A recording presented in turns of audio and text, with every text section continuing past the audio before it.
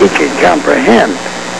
And so he was all alone with this, not knowing.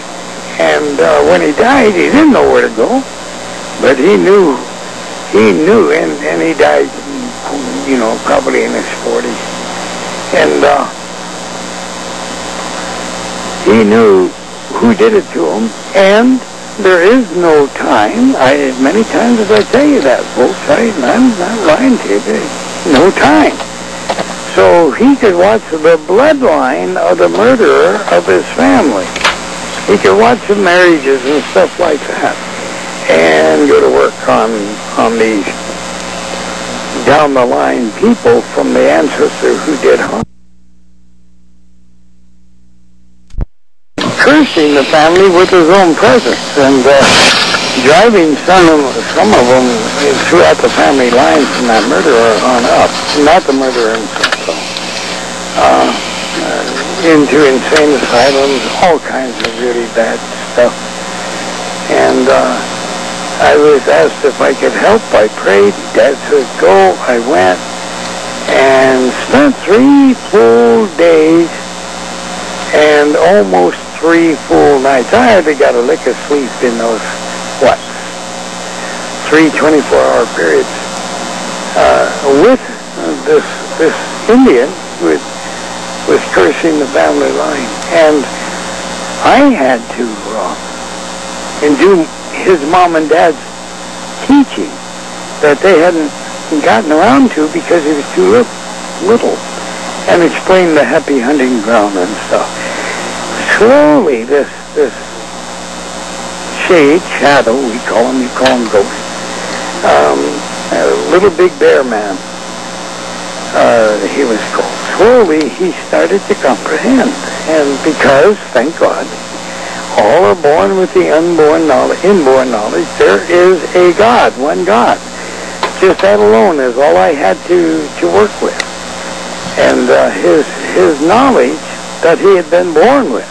Just because you die doesn't mean you die with it going.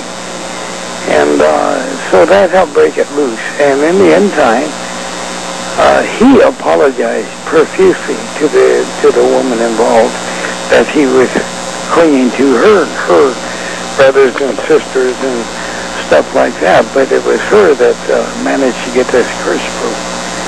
And believe it or not, I did what I have done on a number of occasions. I was able to cross over with him in my spirit and take him, his soul, to the happy hunting grounds. We went up to a large, long knoll, hillock that was very long, and up at the top you could look down, and this is the Indian heaven, the happy hunting ground. And there in the distance below us was his mother and father, and I believe it was 2 twin brothers that this white man had deliberately killed just because he could. And with a lodge set up, and somebody noticed this young man standing, young to them, because now they could recognize him. He wasn't, he was to me in his 40s, but to them, I don't know. And recognized this one figure way up there. They couldn't see me. I'm in spirit. And somebody said something to somebody else, and they all looked up, and Mom let out a scream of joy and started heading for this young man, and he was just shocked. He recognized his brothers and his mom and dad. Dad comes stumbling out, what's going on? There's a lot. And saw him, boy, he just come tearing after. Anyway, the young guy, he was running down towards them. They were running up towards him. They grabbed each other. It was a joyous reunion, just joyous, because they'd been waiting, wondering what happened to their boy, what happened to their brother. For centuries, maybe close to two centuries or less. but well, definitely well over a century now too. Yeah, because we're in the 12 year type thing. And anyway, Dad allows me to do that kind of work occasionally, and I just turn around and come home and I'm back in my body, and I wasn't out of my body in the first place. I split, and so I could hold conversations while I'm here and answer phones and chat. While I'm out there doing that, and my mind is split, I'm doing both things. So it's kind of cool. There's some benefits in the medicine way, especially in the godly medicine way, and it makes you feel good. It really does. But nevertheless, the future is the future, and it's not after this earth roll that is forthcoming very soon. We're going to have 30 or 40 years of people walking around in total shock because everything they knew in life is pretty much burned up, earthquaked up, bombed up, watered up, and they somehow managed to be alive. Maybe they're the only ones in the whole family. And maybe they don't have any other humans around.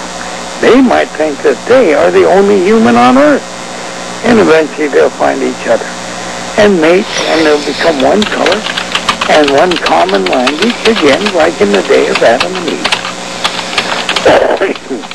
But that first 30 or 40 years is going to be real rough. That's why I'm telling you people. You have to speak up. We had somebody write in saying you have to speak up louder. They can't hear you. That's why I've been telling you people, go down to your library, get on the internet, look on old survival ways of various nations, Eskimo to African to Indian, and learn how to survive without electricity and how to eat bugs. There's going to be those around, but there's going to be in great amounts. And to connect to the Creator, because the Creator can send a field mouse that managed to survive the great burns, to lead you to little seeps of water and so forth. And birds will be around, but not in great abundance. But they're connected that. And if you don't survive in this upheaval that's coming, if you learn and share your learning with your children and others that are interested, somebody's going to make it through. And thank God that you've listened and did a little bit of study. And you're going to help out the future people. Right now, that's all I'm living for. Not just my own wife and 3 grandchildren and hopefully my daughter, but basically my wife and 3 grandchildren. But for you, all of you that are listening, and the others that aren't, everything that this old guy is trying to do is totally geared to surviving now, eating, being dressed, paying my bills, so that I can go on warning and teaching those that are going to listen and learn. Okay, let's take it back to Willow a little bit, though, okay? We've got, first of all, to answer this question, in the future of Borgdom that you speak of, is this before or after the millennium, after the Revelations events? Oh, after. Okay. And then I wanted to bring up an interesting point with what Willow said about her and Richard coming back from, they were people, literally people of the future 30 years ago. And then they came back to the past, or to the present as 2. They were one there. 30 years ago? Yeah. Oh, no. Far longer than that. I don't know where she got that one from. Well, this is what she came up with in regressive hypnosis. Now, based on what she said, all right, they were 2 in the future. 30 years ago, they came back and split in 2. they were two as in one in the future. Like a word. And then as they came back 30 years ago, they split. Mm-hmm. I would imagine it's to gather information to bring back to the future. I would think there had been some reason that they were sent back here. Right. But it's very interesting that there's something that really struck my attention on this whole thing. I had watched, you know how synchronicity works. You know the Spirit speaks through synchronicity. Well, just prior to this show, yesterday or day before, I seen a show on TLC, I think it was, on twins that are there's a term, and it's called chimera. Well, let me see. It's chimera. That's and it's actually spelled Chimera, pronounced chimera. Okay. But what that actually is let me see, how do I pronounce that one? The hermaphrodite. Yeah, the hermaphrodite. Yeah. Now, the hermaphrodite would be a recessive gene going back to the Hyperborean ages, because during the Hyperborean ages, if I remember right, they were both hermaphrodites. Hold, Mary.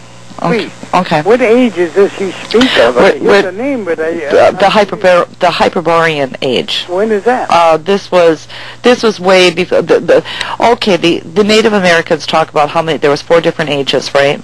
Yeah. Okay, this was one of those ages. Okay. Thank you. Okay. Well, during that period of time, this was before the Adamites came into existence. Before as the stories go, at one time, man and woman was one. Okay, and they were hermaphrodites. Okay, then they were split. When they were split, the one became 2. Which became Adam and Eve. All right? Are you following me there? Well, now, science has just discovered only recently that these people, these hermaphrodites, that they're actually called the chimeras, are still being born.